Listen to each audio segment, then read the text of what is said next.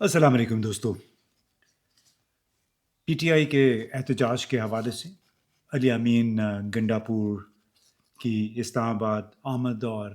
पुरस्रार गुमशुदगी, और डी चौक में पुलिस, रेंजर्स और पीटीआई के वर्कर्स के दरमियान हाथापाई तो नहीं बल्कि झड़पें, ये सब कुछ आप बहुत कुछ सुन रहे होंगे। और मैं इस पे अवॉइड कर रहा था इस पे तबसरा, क्योंकि हमारे बहुत सारे साथी इस हवाले से वक्तन फ़वक्तन आपको आगाह भी कर रहे थे और ताज़ा तरीन हाल भी सुना रहे थे, तबसरे भी दे रहे थे। लेकिन मैं गुज़श्ता 3 दिनों से जो कुछ हो रहा है, उस पे बिल आखिर मुझे मजबूरन ये कहना पड़ रहा है कि इस मुल्क में चाहे शरीफ घराना हो, ज़रदारी हो बशमूल बिलावल के, और उनके फिर सिविल, मिलिट्री, ब्यूरोक्रेसी और अदलिया में सहूलतकार, ये तमाम जो बासर ग्रोह है, ये पाकिस्तान को एक कॉलोनी की तरह, यानी अपनी ज़ाती जागीर की तरह चला रहे हैं, जहाँ पर ये आवाम को हारियों, दिहाड़ीदार मज़दूरों और ज़ाती मुलाजमों के तौर पे ट्रीट कर रहे हैं। यानी उनके साथ बर्ताव बिल्कुल ऐसा ही है जैसे उनके ज़ाती हारी हैं, किसान हैं या उनके मुलाजमीन हैं। कानून, आइन और पार्लिमान भी इन्हीं ताकतवरों की बांदी बनकर रह गए हैं, जिसके साथ ये अपनी मर्ज़ी के साथ सलूक कर रहे हैं। अब ये क्या हो रहा है इस मुल्क में? तो आज जो मैं बात करना चाह रहा था, एक तो ये था कि क्या पाकिस्तान इन बासर ग्रोहों की कॉलोनी है? दूसरी ये कि इमरान खान यानी कैदी नंबर 804 के साथ बातचीत की कोशिश कौन कर रहा है? और तीसरी बात ये है कि जो एहतजाज का सिलसिला शुरू कर रखा है पीटीआई ने, और ख़ास तौर पे 4 और 5 अक्टूबर को जो कुछ हुआ, उससे पीटीआई ने क्या खोया और क्या पाया? और दूसरी तरफ जो इंतज़ामिया है,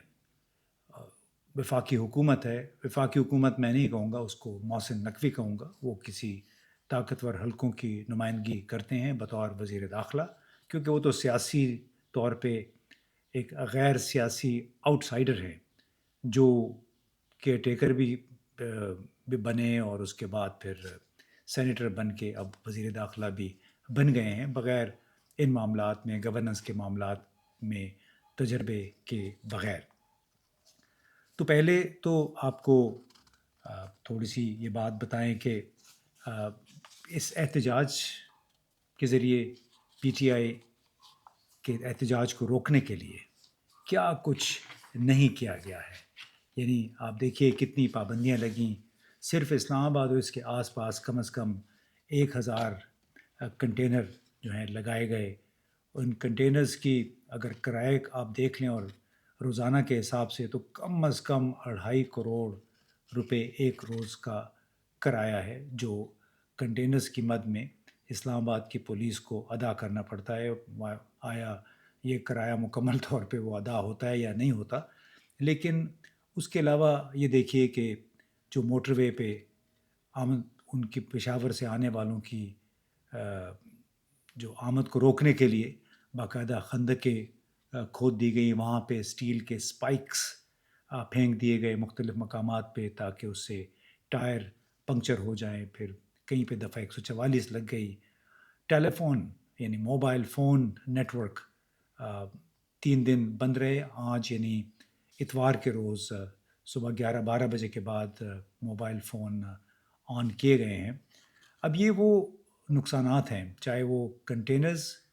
में जो वो कंटेनर्स जिनमें सामान लदा हुआ है, उनको देख लें, या फिर उस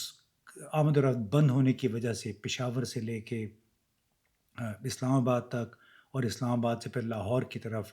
हमें बताया गया था कोई 35, कम से कम 35 मकामात थे जहाँ पे कंटेनर्स लगा के इस्लामाबाद की तरफ आमद-ओ-रफ्त को रोका गया था। तो इससे जो कारोबार को नुकसान है, कंटेनर्स में लदे हुए यानी उन कारोबारियों का जिनके कंटेनर्स रोके गए हैं, उनका नुकसान, मोबाइल नेटवर्क जो 3 दिन से ज़्यादातर गैर फ़ाल रहा है, उसका नुकसान, ये कौन पूरा करेगा? اس میں ایک بہت بڑے سوال ہے کہ آخر اس کے ذریعے کیا حکومت کی نیک نامی میں اضافہ ہوا ہے، بلکہ انہوں نے جس طرح گڑھے کھودے موٹر وے پہ یا جی ٹی روڈ پہ، تو اس سے تو یہ لگتا ہے کہ انہوں نے اپنی جو شاید تھوڑی بہت ساکھ اگر ہو تو اس کی قبر انہوں نے کھود لی ہے، کیونکہ آپ قطع نظر اس کے کہ پی ٹی آئی کا احتجاج سے اتفاق کرتے یا نہیں کرتے ہیں، ہر سیاسی جماعت کا احتجاج، اس کو احتجاج کا حق ہے۔ مولانا فضل الرحمان نے جب یہاں دھرنا دیا تھا تو تمام رہنما، چاہے وہ خواجہ آصف تھے، چاہے قمر الزمان قاہرہ تھے، تمام پارٹیوں کے رہنماؤں نے جا کے ان سے باقاعدہ وہاں پہ خطاب بھی کیا تھا، اس میں کچھ صحافیوں نے بھی وہاں پہ جا کے خطاب کیا تھا۔ اس طرح جب ٹی ایل پی والے آئے تھے، جب ان کو باقاعدہ آنے کی اجازت دی گئی تھی، انہوں نے بھی دھرنا دیا تھا، 3 دفعہ کیا، اور تازہ ترین تو یہ تھا کہ جو مبارک ثانی کیس میں جس طرح سپریم کورٹ کے باہر آ کے اور ڈرایا دھمکایا عملاً چیف جسٹس قاضی فیضی صاحب اور ان کے ساتھیوں کو، اور اس کے بعد ایک 2 پیراگراف تھے ان کے کیس میں، وہ باقاعدہ حذف کروائے گئے۔ تو یہ دھرنے تو پہلے بھی ہوتے رہے، ان کے لیے تو یہ کنٹینر نہیں لگائے گئے تھے، لیکن کنٹینر بہرحال لگتا ہے کہ بڑا ایک اچھا منافع بخش کاروبار بن گیا ہے اسلام آباد کی پولیس کے لیے، کہ جو ہی کوئی کال آتی ہے احتجاج کی اپوزیشن کی طرف سے تو فٹافٹ کنٹینر روک کر سیز کر کے ان کو لگا دیا جاتا ہے جگہ جگہ پہ۔ اور اسے تاثر یہ بنتا ہے کہ شاید یہ کنٹینرز کا شہر ہے اور اس کے قریب ہی بندرگاہ ہے جہاں سے کنٹینرز آ جا رہے ہیں۔ تو اب یہ تو بات ہو گئی کہ کس طرح پورے اسلام آباد کو بند کر کے، جو خاص طور پر بلو ایریا ہے اس میں کاروبار عملاً بند بالکل ختم ہو کے رہ گیا 3 دن۔ یہ کون پورا کرے گا؟ جیسے پہلے ہم نے کہا موبائل نیٹ ورکس، اور اس سے آخر آپ حاصل کرنا کیا چاہتے ہیں؟ اب حکومت نے، آپ نے سنا ہوگا کہ آئین کے آرٹیکل 245 کے تحت فوج کو بھی طلب کر لیا ہے، اور فوج کے لیے مزے کی بات ہے کہ 34 کروڑ 65 لاکھ روپے راتوں رات یعنی 5 اکتوبر کو منظور بھی ہو گئے ہیں ان کی اضافی ڈپلائمنٹ کے لیے۔ اسی طرح رینجرز بلائے گئے ہیں، پھر سندھ سے 1000 پولیس والے بلائے گئے ہیں۔ تو جو سماں ہے پشاور سے لے کے اسلام آباد کی طرف اور لاہور سے، لاہور میں بھی بہت گزشتہ یعنی 5 اکتوبر کو دن بھر شہر بند رہا، اور مظاہرین اور پولیس کے درمیان کافی میوزیکل چیئرز ہوئیں۔ تو اس میں اب دیکھیے کہ بالکل ایک جنگ کا سا سماں ہے، انہوں نے پیدا کر دیا ہے جنگ کا سماں۔ اور اس سے پہلے آپ کو معلوم ہے کہ یہ اس کے لیے جلسوں کے لیے جگہ دیتے نہیں ہیں، جب جگہ دیتے ہیں پھر جگہ تبدیل کر دیتے ہیں، جو سنجانی میں ہو، جو لاہور میں ہوا، اور پھر کہتے ہیں کہ جی آپ جلسے کی جگہ کے لیے اپلائی کر لیں۔ اب اس پہ میں بعد میں بات کروں گا، لیکن بنیادی طور پہ جب وفاقی حکومت مقتدر حلقے اس نہج پہ پہنچ جائیں کہ ہر حال میں آپ نے احتجاج کو روکنا ہے، قطع نظر اس کے کہ اس کا ہمارے کاروباری روزمرہ کی زندگی پہ، کاروبار پہ کیا اثر پڑتا ہے، تو پھر اس میں ظاہر ہے ریئیکشن بھی ہوتا ہے۔ اور اس مرتبہ ہوا یہ کہ مظاہرین نے تو توڑ پھوڑ پہ اتنی نہیں کی جتنی خود رینجرز نے، پولیس والوں نے۔ کئی آپ نے ویڈیوز دیکھے ہوں گے، اس میں خود گاڑیوں کے شیشے توڑ رہے ہیں، بے دریغ آنسو گیس شیلنگ ہوئی، خاص طور پہ ڈی چوک کے آس پاس کے علاقے میں، جہاں پہ جو مقامی لوگ تھے وہ بھی بیچارے متاثر ہوئے، بچے عورتیں بھی، کیونکہ وہ ہوا کے آنے جانے سے تمام دھواں گھروں میں بھی داخل ہو رہا تھا۔ اب اس کی وجہ کیا تھی؟ اس میں ظاہر ہے کہ عمران خان قیدی نمبر 804 جو ہے وہ اپنے ان مطالبات پہ قائم ہے، بنیادی طور پہ کہ انتخابات میں جو زبردست قسم کی دھاندلی ہوئی اس کو ریورس کیا جائے،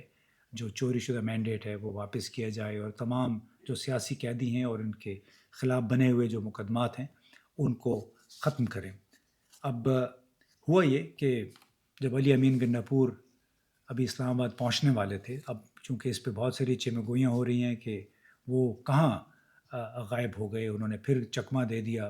اپنے عوام کو، ان عوام کو جن کو ساتھ مارچ کر کے وہ لے کے آئے تھے اسلام آباد۔ تو لگتا ایسے ہے کہ موٹر ویز کراس کرنے کے بعد علی امین گنڈا پور کو براستہ مارگلا ایونیو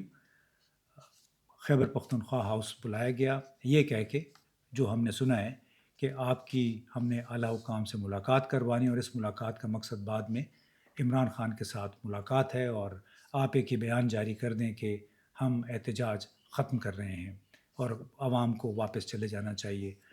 علی امین گنڈاپور نے مبینہ طور پہ انکار کیا۔ اس کے بعد آپ نے دیکھا ہوں کہ بہت سارے امیجز کہ کس طرح رینجرز اور پولیس وہ خیبر پختونخوا، جو کہ خیبر پختونخوا ہاؤس، جو کہ اس صوبے کی نمائندگی کرتا ہے اور جو تمام باقی فورسز کے لیے آؤٹ آف باؤنڈ ہوتا ہے،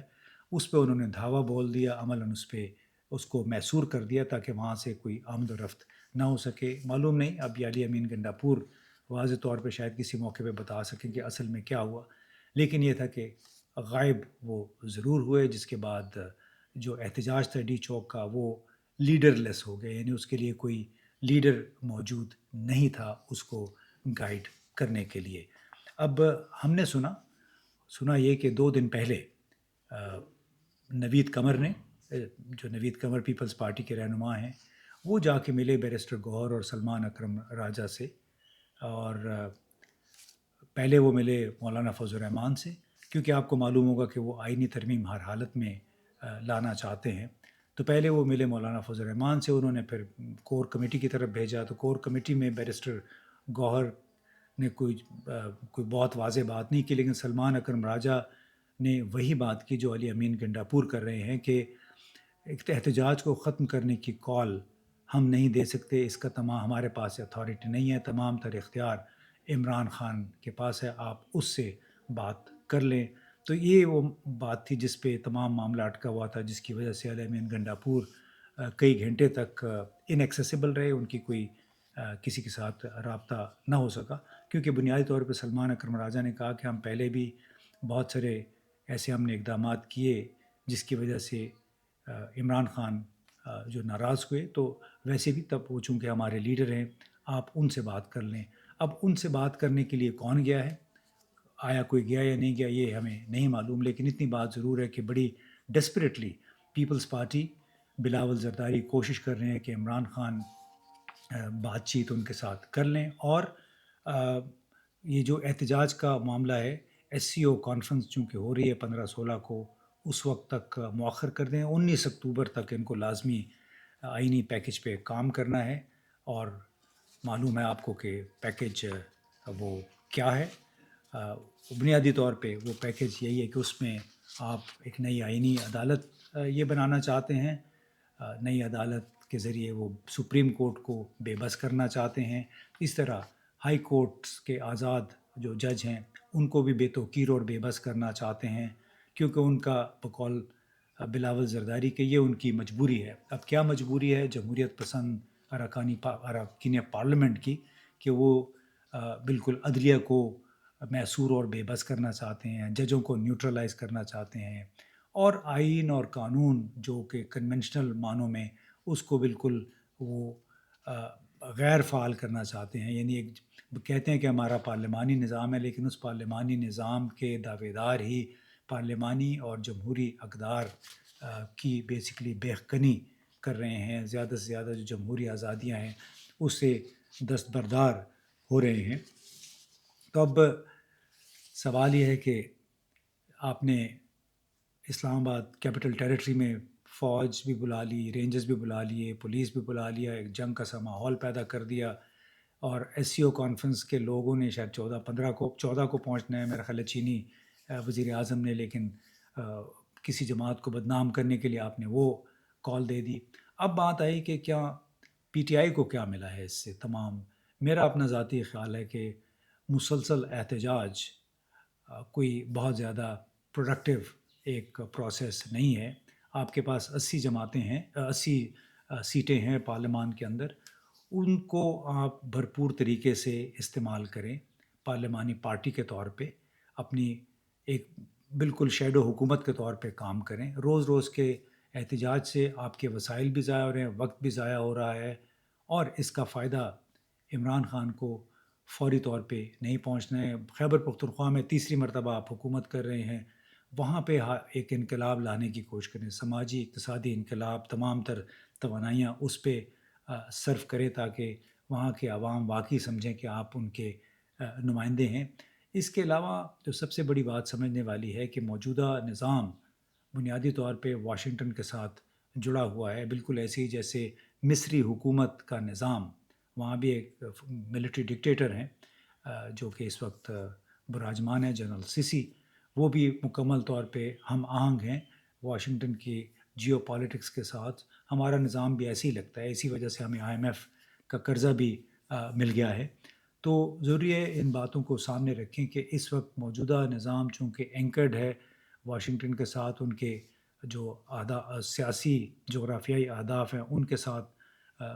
ہمارے جو بڑے ہیں وہ کافی میرا خیال ہے متفق ہے۔ تو فوری طور پہ چند مہینے کے لیے میرا خیال ہے یہ احتجاجی سیاست کو مؤخر کر کے پارٹی کو ری آرگنائز کرنا چاہیے، پارٹی کی جو طاقت ہے پارلیمنٹ کے اندر اس پہ توجہ دینی چاہیے، اور ان کو اپنے نالج کے ساتھ اپنے ارکان کو مسلح کریں، یعنی جتنا بھی نالج ہے ضروری ہے جو اچھی گورننس کو پش کرنے کے لیے اور آپ کی مخالف جماعتوں کا سامنا کرنے کے لیے، بجائے اس کے کہ ہر دوسرے تیسرے دن آپ احتجاج کے نام پہ پارٹی ورکرز کو بھی تھکائیں بھی، وسائل بھی ضائع کریں، وقت بھی ضائع کریں، اور فوری طور پہ اس سے حاصل ہونا بھی کچھ نہیں ہے۔ لہٰذا بڑا ضروری ہے کہ پارٹی کی تمام قیادت اکٹھی ہو کے اور کچھ اس پہ سوچ بچار کرے کہ کیا اتنے عرصے سے احتجاج کا سلسلہ جاری ہے، عمران خان کو اس سے کوئی ریلیف ملا ہے؟ میرا خیال نہیں ہے۔ عمران خان بذات خود ایک بہت بڑا احتجاج ہے، اور اس احتجاج کو ری انفورس کرنے کے لیے، اس کو توانا کرنے کے لیے باہر بیٹھ کے سڑکوں پہ احتجاج کی بجائے، سڑکوں پہ ایجیٹیشن کی بجائے اب کمیونٹی کی سطح پہ اور پارلیمنٹ کی سطح پہ جتنا کام ہو سکتا ہے وہ کرنا چاہیے۔ اس سے پی ٹی آئی پارٹی بدنام بھی نہیں ہوگی، بلکہ الٹا میں سمجھتا ہوں کہ جو حکومت ہے، اصل حکومت ہے، اس کو ضرور چیلنج کا سامنا کرنا پڑے گا۔ آپ ان کا انٹلیکچولی اس کا جواب دیں۔ اسٹریٹ ایجیٹیشن سے میرا خیال ہے کہ بہت کچھ حاصل ہونے والا نہیں ہے موجودہ حالات میں، جب آپ خاص طور پہ دیکھیں کہ اسرائیل کیا کر رہا ہے، مصر کیا کر رہا ہے، ارجنٹینا اور یوکرین میں کیا ہو رہا ہے، اور کیا موجودہ حکومت کو I M F, world bank اور واشنگٹن کا تعاون حاصل ہے یا نہیں۔ تو فوری طور پہ میرا خیال ہے چند کچھ عرصے کے لیے احتجاج کا سلسلہ مؤخر کر کے زیادہ توجہ اپنے خود انٹلیکچوئل آپ کی جو فیکلٹیز ہیں، آپ کا پارلیمانی کردار ہے، اس کو مضبوط کرنے پہ اور خیبر پختونخوا میں گورننس کو بہتر کرنے پہ لگانا چاہیے۔ بہت بہت شکریہ۔